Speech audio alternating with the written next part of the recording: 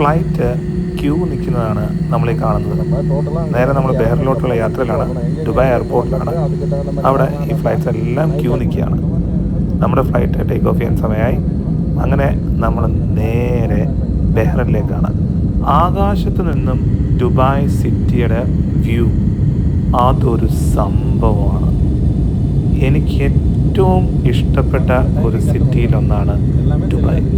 അതിൻ്റെ പ്രധാന റീസൺ നിങ്ങളീ കാണുന്ന കാഴ്ച തന്നെയാണ്. വേറെ ഒരു സിറ്റിക്കും ഇത്രയും മോഡേൺ ഇൻഫ്രാസ്ട്രക്ചർ ഡിമാൻഡ് ചെയ്യുന്നില്ല. നമ്മൾ അതേപോലെ ഈ കാണുന്ന ഐലൻഡ് പോലത്തെ സംഭവങ്ങളാണ് ദുബായ് വേൾഡ് ഐലൻഡ്സ്. ഇതിനകത്ത് ഓരോ ഐലൻഡും ഓരോ രാജ്യങ്ങളാണ്. അതിനകത്ത് 90% ഇപ്പോഴും കൺസ്ട്രക്ഷനൊന്നും നടന്നിട്ടില്ല.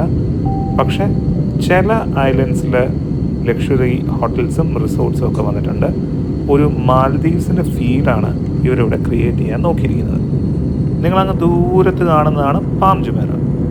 ഇത് വേറൊരു ദുബായിലെ അത്ഭുതമാണ്. അങ്ങനെ ഏകദേശം 1 മണിക്കൂറും 30 മിനിറ്റും കൊണ്ട് നമ്മൾ ദുബായിൽ നിന്നും ബെഹ്റിനിൽ എത്തിയിരിക്കുകയാണ്. ഇവിടെ നമുക്കൊരു ഇമ്പോർട്ടൻറ്റ് ക്ലയൻറ്റ് മീറ്റിംഗ് ഉണ്ട്. ഈ ക്ലയൻറ്റ് മീറ്റിങ്ങിന് ശേഷം ഞാൻ നേരെ പോകുന്നത് ബാംഗ്ലൂരിലേക്കാണ്. അവിടെയും കുറച്ച് വർക്കുണ്ട്. നമ്മുടെ ഓഫീസ് പരമായ കുറച്ച് ബിസിനസ് മീറ്റിങ്സ് തീർക്കാനുണ്ട്. ടെക് ടീമിനെ മീറ്റ് ചെയ്യാനുണ്ട്.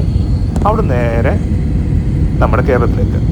അപ്പോൾ നമ്മുടെ ബെഹ്റിനിലെ സംഭവ വികാസങ്ങൾ എന്താണെന്നുള്ളത് ഞാൻ ഉടനെ തന്നെ അടുത്ത വീഡിയോയിൽ അപ്ഡേറ്റ് ചെയ്യാം. അപ്പോൾ ബൈ ബൈ.